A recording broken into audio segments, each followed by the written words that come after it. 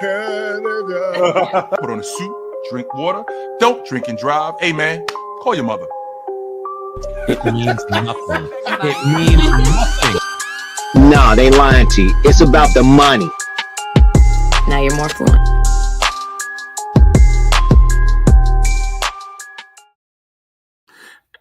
And good evening, everybody. Welcome to the latest edition of We Got Next. I'm Ricky Hampton with my great friend, the big fella, Milwaukee Bucks legend, Paul Mokeski. Hey, Mo, your old teammate Tim Hardaway was right when he said it was about the money.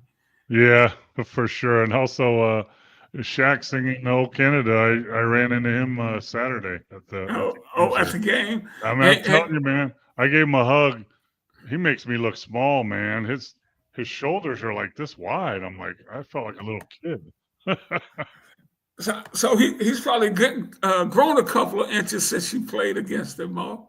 I probably shrank a couple inches, but he's a big man. Hey, Paul, let's start there. Let's start with and first and foremost, welcome everybody to the latest edition of We Got Next. It's good to be back on the air. We had some technical difficulties last week, but I think we got them all worked out. And we're excited to be back on. And Mo, who is a Las Vegas resident, you got a chance to watch some hoops up close and personal over the last couple of days. Give us a feel of just what it's been like having the NBA in town, and then we'll get into what you've seen. Well, it's both games were sold out. NBA in Vegas is coming soon. We'll have a team here pretty soon in the next few years, but it's not here yet. So, all the celebrities came out. The games were okay, a little boring, but they put on a show here in Las Vegas, and it's a great event. I mean, Vegas has so many events, from championship boxing to concerts to everything. The Super Bowl was here, and it's just another event, but they know how to put on an event here, and it's at T-Mobile Arena, which is a beautiful, ready for an NBA team arena. Right now it seats 18,000. They had it lit up with special lighting, and everybody got little light things for their wrists and coordinated with the color on the floor. It was quite an event. It was fun to be at. Yeah, and like you said, it's hard to grab headlines in Vegas because there's always something going on. But the NBA is one of the few entities that can come in there and just snatch the headlines from everybody. So what did you talk to me about the games that you saw and what stood out for you? Well, the Bucks ended up beating Atlanta. Atlanta, we talked about last week. They're on a hot streak and they've been playing well. And Trae Young, has been lighting it up and getting help from some of his teammates. So, I was expecting a really good game, and it was a close game, but it wasn't a very good game. It was kind of a little slower paced, but Atlanta is not as good as I thought they were going to be. Trae Young had 35 points and 7 rebounds and 10 assists, and played his game. And Clint Capella, the center that was with the Rockets way back in the day, he's come back, and he had 10 points, 11 rebounds, blocked like 5 shots. He actually guarded Giannis pretty well. So that was interesting to see. Their rookie, Zach Richarchar from France, the number one pick in the draft, was not very impressive. I think he had 2 points and 0 rebounds. And I was looking more from him. The Milwaukee Bucks really frustrate me because when they pick up the pace and get up and down the floor in transition and get their shots early in the offense, they're really, really good. But when they don't and they slow the ball down, and they give it to Giannis or Lillard, and everybody else just stands around and watches them. It's so frustrating. I hear people sitting around me saying, pass the ball, move. And they got to fix that. I don't know why, they can't just keep moving and instead of standing around and watching. So it was really frustrating. Giannis, normal self, had 32, 14 rebounds and 9 assists, but he also had about 5 turnovers again. Lillard was good again. He had 25 points, 6 rebounds, and 7 assists. So between those two players, they had 57 points, 20 rebounds, and 16 assists. So that's pretty good. They end up watching a lot of times, and Giannis is back to his same free throw routine. It's like people were counting again. I think he missed 7 or 8 free throws. Lopez was pretty good. He had 16 points and 3 rebounds. And they actually played. The Bucks had to play like Taurean Prince, Andre Jackson, and Trent Jr. just for their defense. I think between them they scored like 8 points, but at least defensively they could guard people, and they had to play them a lot. So I was happy the Bucks won. They didn't really look outstanding to me. We need to keep the pace going. We need an up-tempo pace, and everything will be fine. I don't, but when they slow it down, it's really frustrating to watch, Ricky. Well, hey, tell me about Middleton. He played 22 minutes off the bench the other night, had 6 points. Is he making progress? Well, it depends on how you define progress. He looked old, out of shape, and can't guard anybody because he's had double ankle surgery. He wasn't very good defender after his knee problems a couple of years ago. He can't move laterally, and really, to tell you the truth, he was playing in the fourth quarter, and I was saying, people around me were saying, he shouldn't be in the game. He couldn't guard anybody. He made 2 critical turnovers in the last couple minutes. One, because he takes the ball out of bounds, and he made a terrible pass. And it's really kind of, I know he's trying to work himself into shape and all that stuff, and the Bucks are waiting for him. But I'm telling you, what I saw out there, he's not the answer and the save-all for this season. So they might need to think about looking in a different direction. Yeah. And where they are now, they don't have enough to beat Boston, do they? No. And I was thinking like Portis had 10 points and 9 rebounds in about 18 minutes, and he should have been in the game instead of Middleton at the end, in my opinion, because at least he rebounds and he can defend. But what I'm looking at on the floor right now, I don't think they can beat Boston or the Cavaliers. That doesn't look like it. Wow. And Atlanta I was expecting more from them. I was expecting more high energy. And the deal is, Ricky, the game was at 1:30 in the afternoon on Saturday.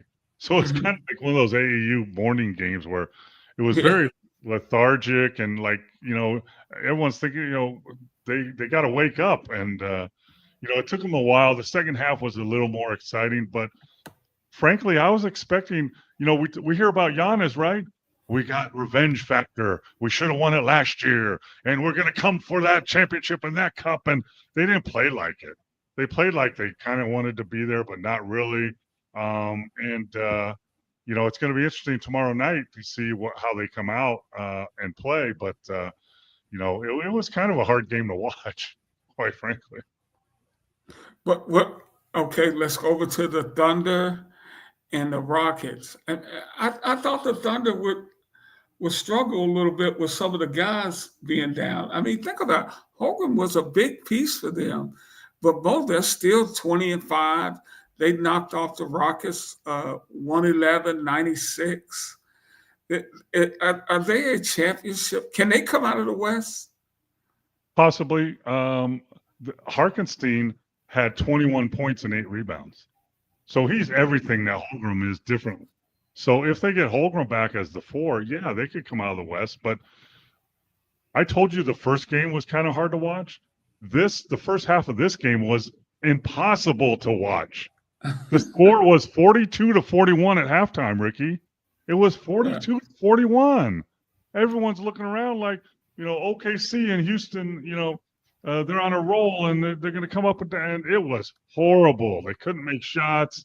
It was just bad basketball. And it was very difficult to watch. The second half, they picked it up, obviously. But, Shea Alexander, 32, 8, and 6. But he didn't look unguardable like I thought he was. Jalen Williams, the young guy, had 20 points. He's nice. Dort is a really good defender. He had 19 and 9. I like his game. Shea Alexander was who he is, and Hartenstein, was playing great, but they didn't look like the giant killers I was expecting. And after the first half, I was talking to a couple reporters that were sitting with me, and we were thinking. They asked me, "Do you think Milwaukee before the game? Do you think Milwaukee can beat OKC or maybe Houston?" And I was like, "Maybe Houston, but I don't think they can beat OKC." But after watching them play, they can definitely beat OKC. I mean, it was, Yeah. But again, Mo, we still don't really know who these teams are going to be, right? Yeah. Because we're going to have some trades come up. Yeah, I mean, Houston, Amen Thompson, the high draft pick last year, played well. He had 19. Brooks was 14 and 5, and disrupting everything and being a thorn in everybody's side. The real letdown for me, Ricky, because I was looking forward to seeing Sengun, the young center for the Houston Rockets, play, and Turkey, and he had 13-11, but he wasn't very good at all. I thought he was going to really step up and show something, but Hartenstein owned him, and that was a letdown for me. I was excited to see him play. Hartenstein. Hey, man, you're going to play against Hartenstein. You better bring your hard hat and lunch pail. He's coming to work. Yeah, I actually was leaving. I left because they clear after the first game. Everybody has to clear out of the arena, and then you got to come back in if you have a ticket. And I had good seats, and but I was leaving because I'm not going to wait around for an hour and a half. I came back to see Sengun play in person, and he was a letdown for me. Yeah. Hey, Mo, we got a full house out there. Please send us your questions and comments about the NBA, basketball in general, sports in general. Paul Mokeski, 12-year veteran of the national basketball team, has coached at every level, international, Olympics, been in front offices, and he's right here with us tonight. One of the most knowledgeable guys I know about the game in basketball and about being a professional athlete. And Mo, we're going to get to this later on because I definitely want to get your thoughts on the professional athletes at the college level today. Because, man, it's a whole new day in college athletics. But we'll get to that. I want to stick with what you were seeing at the Emirates Cup. But the guys, the teams, I know you said they didn't play well, but they seemed to really embrace that whole thing last year.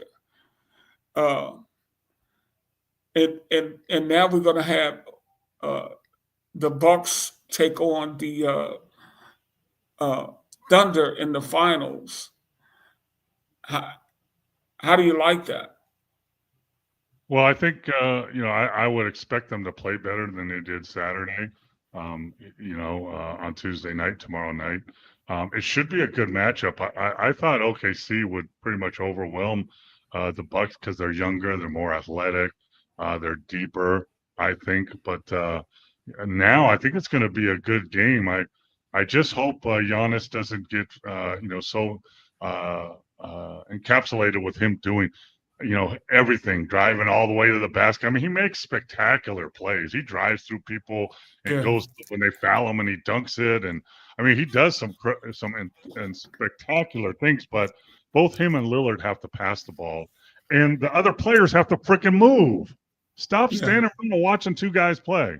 It's so frustrating for me. Even if you move, you don't catch it, at least the defense moves. It's just, it's really, you got two superstars on your team, but you're not helping them by standing there watching them play. It was so obvious and frustrating. They would run, Doc would draw some plays and stuff, and they would run it, and it wouldn't work. And then they go into ISO, and everybody stand around and watch. It's Right. when they play fast pace, and people out there are going, Bucks are older. You can't do that against OKC. They're younger. Bull crap. You should run against OKC. Now, are they going to make some runs? Sure, they're going to make some shots, but if I'm coaching the Bucks and we're going up and down the floor, I'm happy. The other team's going to make a run, but we're going to make our run too, because when they were in the open court and the tempo was up tempo, they looked really, really, really good. Hey, Mo, how hard for you is it to watch a game and not coach through it? Well, It's probably impossible now, huh? if you sat next to me, you heard me. So I was coaching. Pass the ball.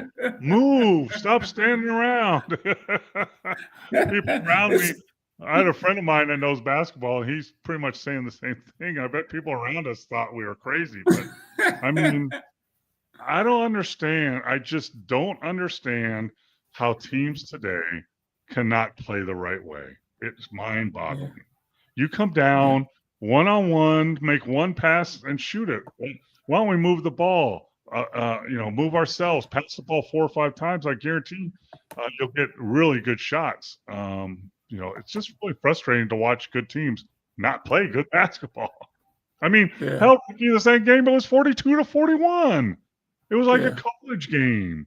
I mean, it was very frustrating, and maybe that's why I don't watch much NBA basketball anymore. Yeah. Hey, speaking of playing the right way, Mo, your friend Coach Greg Popovich had a statement today saying that he's doing okay. He's fighting to get back. I'll read some of it. From Greg. This has certainly been an unexpected 6 weeks for my family and me as we work together on my recovery. I want to take a moment to share that the outpouring of support we received has been truly overwhelming in the best possible way. And he went on with that sentiment, but he seems to be hanging in there, Mo, and we certainly wish Pop the best. Well, Papa is one of the good guys. He's kind of gruff and, straightforward, but he's really got a great heart. He's one of the guys that, if I text, he'll get back to me right away, along with like Steve Kerr and Chris Finch, guys like that. And he's one of the best coaches to coach this game. And he coaches it the right way. And if you don't play the right way, he gets rid of you. You're not going to be very happy. And, in this basketball world, there's it's pretty tight knit. At the game, Saturday, I ran into Shaquille O'Neal. I ran into Kenny Smith. Oscar Robertson was there sitting on the court side with Spencer Haywood. Pop is one of us. He's been around for a long time, and it's kind of a little bit of a shock to us that he had a mild stroke, but it's nothing he can't come back from, and it sounds like he wants to. For a minute there, I didn't know if he wanted to or not. But now, after that, released that statement today, I think he wants to come back and finish up this season, maybe get San Antonio in the playoffs with, Chris Paul and Wembanyama, and make a little run for this thing. So it's good to hear that he's in good spirits. Hey, Paul, I just had a buddy that's watching. He actually texted me. He said he's asking what makes a guy like a Greg Popovich, what makes a great coach at that level? Well, how long do you have? I mean, you got like 4 hours. I mean, is it something that is it a trait or two that everybody has? I think everybody's different. I mean, I played for two of the Hall of Fame coaches, two of the most winning, best coaches in the league. I played for Don Nelson and I play for Del Harris. And they are as opposite of people as you can get.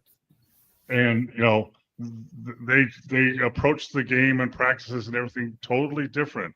Nelly approached things as thinking outside the box and let's shake things up and let's make the other team do stuff they don't want to do. And Del Harris was more like we call him the professor, really specific X and O's guys and a strategic guy. And Nelly went more on feel and Del went more on strategy. And, so there's no like perfect outline for a great coach at the NBA level or the highest professional level. But we've talked about this before. A few things you have to have. Number one, you have to, first of all, at the professional level in the NBA or high level Europe, here's the thing that people don't know. The players have to let you coach them. You can't make players, you can't coach players and demand that they play for you. They have to let you coach them. And the reason I say that is, guess what? Popovich is one of the highest paid coaches in the league. He's making 10 or 12 million a year. That's probably less than half of his team. The average salary in the NBA is $11 million a year. He's got guys on his team making 30, 40, and 50 million. So they have to let you coach them. And Kobe Bryant mentioned that. Steve Nash has mentioned that, that they wanted to learn. They wanted to be pushed. Tim Duncan has mentioned that. So they have to let you coach them. That's number one. So how do they let you coach them? Well, number one, you got to know what you're talking about. You got to know basketball in and out. You got to know strategies, mismatches. You can't read it out of a book. Experience matters. I've gone through this before. We've been down 3-1 in a series and we come back and this is how we did it. Things like that. So you got to know what you're talking about. You got to know the X's and O's. You got to be able to drop a play in the huddle and the players look at you and go, yeah, okay, we'll do that. Not like, what the hell was that? That shit don't work. So that's two different things that can happen in a huddle, right? So you have to know what you're talking about. I talked about this before with you, Ricky, on the show. If a coach goes into an NBA practice and starts practice, within the first 15 minutes, the players know if you know what you're talking about. They can figure it out right away. They know if you're faking it or not. So knowledge and experience goes along with that. Either playing the game or coaching the game for a long time and being in a lot of different scenarios that you have that knowledge. Then it's communication skills. You have to know how to communicate correctly with each player. All the players aren't the same. You don't treat all the players the same. That's a myth out there. You treat everybody the same. No, you don't. You treat different players differently. Don Nelson told me one time a long time ago, he said, Mo, if you coach, you got to know what players and what makes them tick. You got to know what player you can kick in the butt and get him to play better, and what player you have to tap on the butt and tap on the shoulder and he'll play better. Because if you go at somebody that's very fragile personally, they'll shut down and they won't play for you. And that's that you have to know your personnel. So everybody's not treated the same. And in the NBA, superstars are treated different than backups like I was. That's the way it is. And everybody knows it. The problem comes along when you have a roster full of guys that think they're superstars and they're not. So, you got a guy that's your 10th guy and he thinks he's a starter. That's a problem, because unless he accepts what you're teaching him and taking a back seat, you're going to have a problem during practices and all that.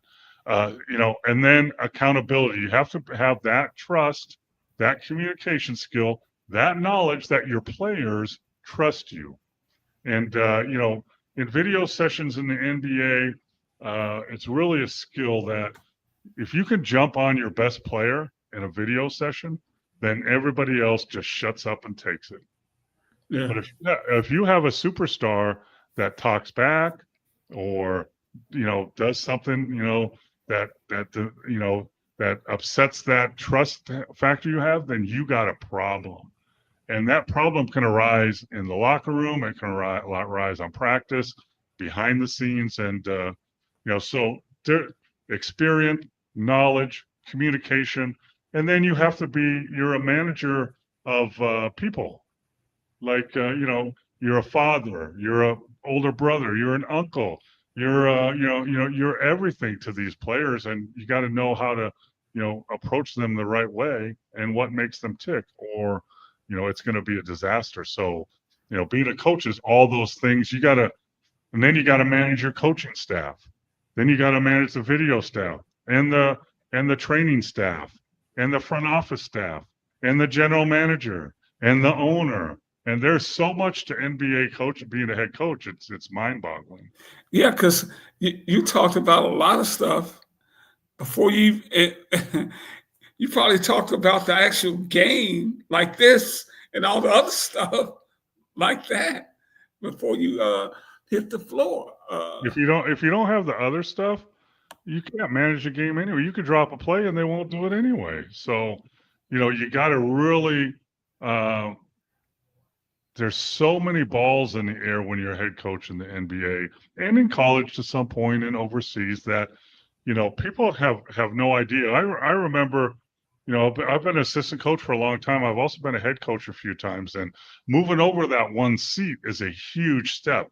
It's only about 3 feet, but it's the world, because you don't, as an assistant coach, maybe I manage the offense or the defense or the bigs or the guards or the wings.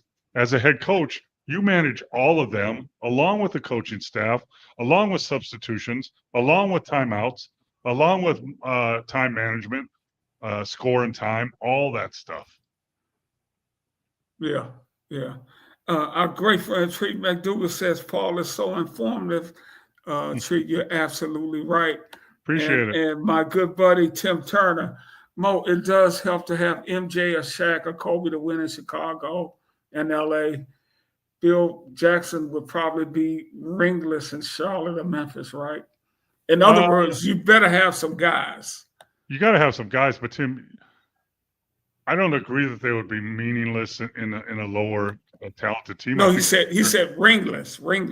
Oh yeah, ringless, yeah. But you have to have the players, but also if you look at like Phil Jackson, those type of levels, they have to get MJ, one of the best players ever, Shaq, Kobe, to play and do what they want them to do. So that's a skill also, and that comes with communication, respect, knowledge, and all that. And you got to have them on the same page. I mean, we saw what happened. When Shaq and Kobe, they were the dream team. Everybody, they're winning rings left and right, and all of a sudden they went at it like this, and that was the end of that. So it takes like a Phil Jackson, sure. a Phil Jackson, a Popovich, guys like that can manage those kind of talent. Which, like you said, Ricky, you have to have talent in the NBA to win. You can't come to a horse race with a bunch of donkeys. You're going to lose, right? But then you have to get those horses, those studs, to be able to play the way you want them to play and to play together. Right. With age 84, what's going on with age says you got to manage the egos. And, well, yeah. But you got to have an ego to play at that level too, right? I mean, these guys are so freaking good. You better think you belong up there. Yeah, the problem is, Ricky, if your ego's bigger than the team's ego, then you got a problem, right?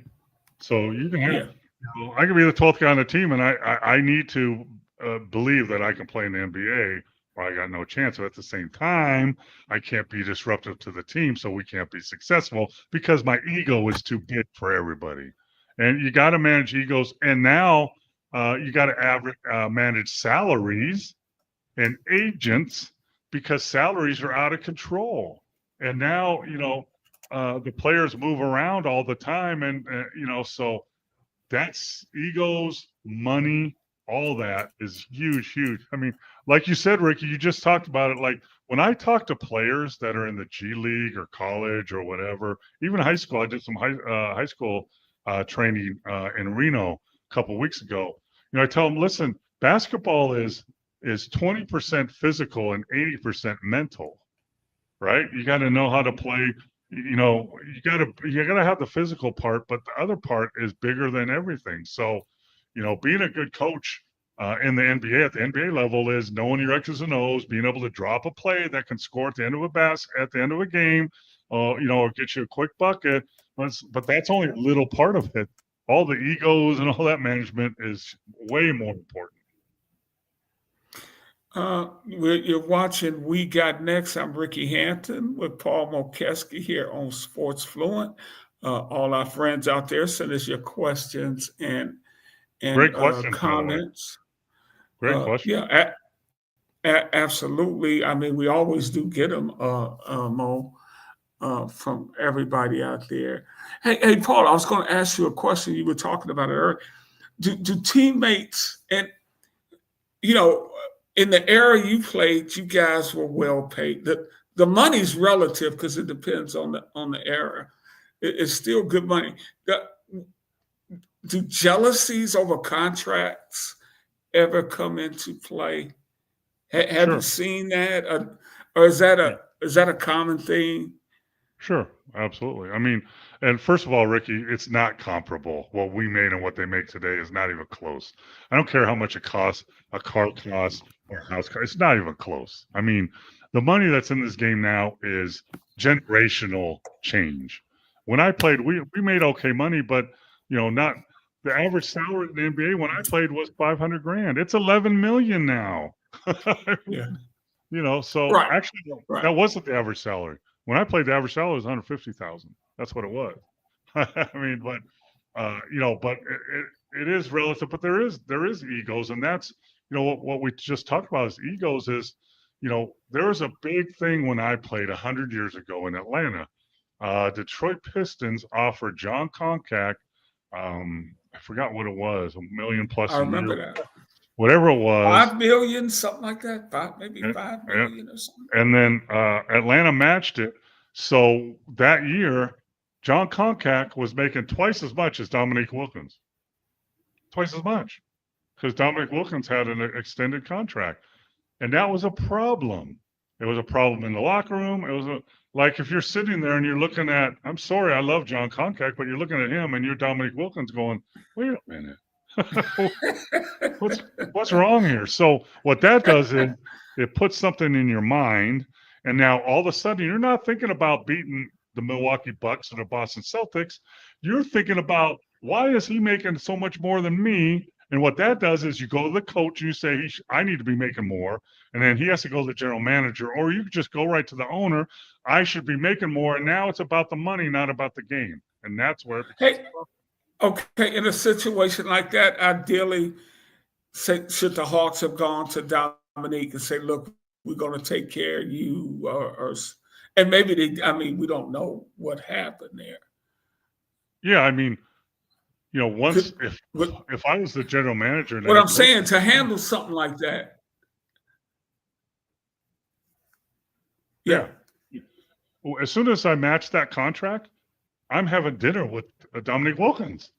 The first thing, hey, we matched the contract for John. He's a big part of our team. He's a big body. We want to have him. I know he's making more than you, and you should be making more. We know that, and we'll figure that out in the next year or two where we can extend you.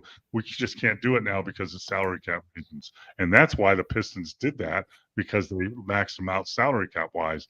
But to cut that off and not let it simmer, you go to them right away and say, this is the situation, this is what we did, and this is how we're going to fix it in the future.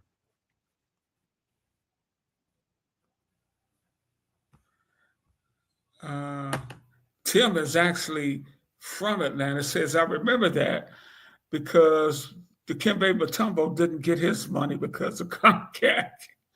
And Tim, the Detroit Pistons did that on purpose. They knew what they were doing. They did that on purpose. So if Atlanta matched it, it would cause those problems. Absolutely, you're right. And that was really smart on Jack McCluskey, Jack the Trader man, that did that to Atlanta.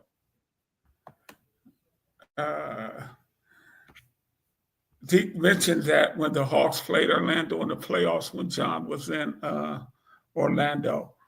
Wow, that's interesting. So guys do carry that stuff around, man.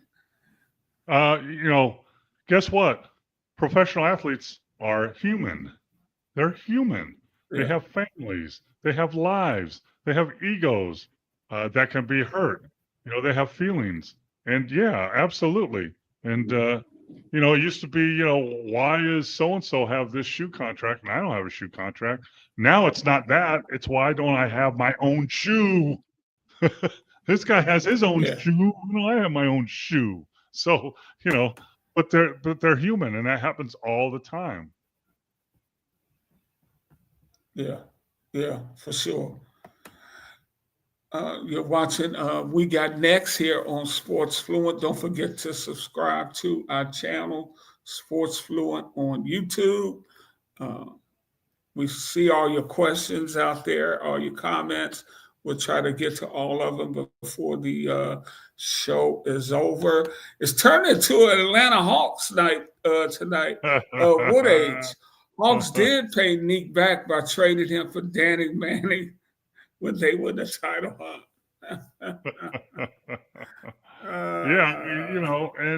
But you know what? Also, athletes, professional athletes, like children, are short-minded, right? I want my money now. I don't want to wait. Yeah. So that's why you have to really approach it and say, listen, we know this is a messed up situation. We had to match that contract. We're at the salary cap now. Have trust in us. But the problem is, a lot of the times, players and teams don't trust each other. And there's some reason for that. Let me tell you a little story. Everybody sit down. I'm going to tell you a little Christmas story. Paul Mokeski was playing for the Detroit Pistons back in '82, I believe. And he had just been married to his wife, Linda, and they were thinking about buying a house in Detroit and settling down and having a family there. So Paul Mokeski went to the front office and the general manager said, hey, listen, Jack, we're thinking about buying a house and we want to make sure we're good here. And he said, sure, you're good for a long time. We're not doing anything with you, Paul. You're in our future. And then about 2 weeks later, about 1 week before Christmas, and after we bought the house, before we made our first house payment, Jack McCluskey traded me and Phil Hubbard to the Cleveland Cavaliers. So that's why that trust value is a little different. And, that's why guys like Popovich, who's the head coach, but he's also the president of the team, he has power. Sometimes the coach can tell you one thing and he is overridden by the owner or the GM. So, that's why that's a little, it's leery. That's why a lot of players want their money now. Yeah. Hey, Mo, who were you traded for? Were you traded for Lambeer? Me and Phil Hubbard were traded to Cleveland for Bill Lampier and Kenny Carr. Yep. Wow. Hey, Paul. We were talking about Dominique earlier, and he's always one of the names that people never talk about. This guy was a tremendous player. Tell some of our viewers out there about what was like playing against Dominique Wilkins. Hey, Mo, in the non-athletic NBA, Yeah, right. as some people like to say. Well, he was called the human highlight film for a reason. And guess what? I saw a lot of those highlights up close and personal, whether I was on the floor looking up or whether I was on the bench going, oh, man, I'm glad that's not me. One playoff, he tip dunked on Marcus Johnson and Bob Lanier. I was on the bench, and, it's one of those where the other bench goes, oh, wow. I mean, so, he was just a phenomenal athlete. Great timing. He could dunk. He dunk contests and all that stuff, but he could dunk on people, and he tip dunked on people, and that's a dangerous thing to happen because you get caught a lot, flat-footed. But he could score. He'd get to the basket. He can make free throws. I mean, I remember he and Bird in the Boston Garden having some shootout where they both had 40-something points or whatever. So. He's in my era. He's one of my overlooked. We lost. I think we're losing you, Ricky. Paul, we're beginning to.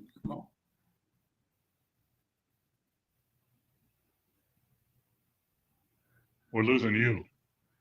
Mo, I think we're having connectivity problems. Yeah, we're losing you. Yeah. So we're gonna have to shut it down, right? Yeah. Yeah. Let's just shut it down for the night. But I want to come back and we're going to start our show next week. I'll be in a different location, so hopefully we'll have a little better connectivity. And I want to start talking about that great player Dominique Wilkins. And Mo, that's right, ESPN. Call this man one of the most knowledgeable guys around. One of the best people around. I'm in the transfer. He's in the portal. And we didn't even get a chance to get to that. But we'll do it again next Monday. We had a full house tonight. Thanks, everybody out there, for checking in. Subscribe to us on Sports Fluent and check out all the shows on the Sports Fluent Network. For the big fella, Paul Bokeski, I'm Rick Hampton. We're going to get out of here. Appreciate it. Good night, everybody.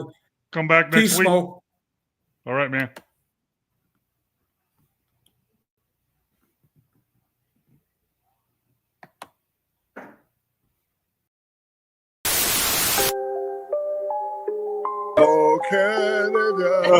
Put on a suit, drink water, don't drink and drive. Hey, man, call your mother.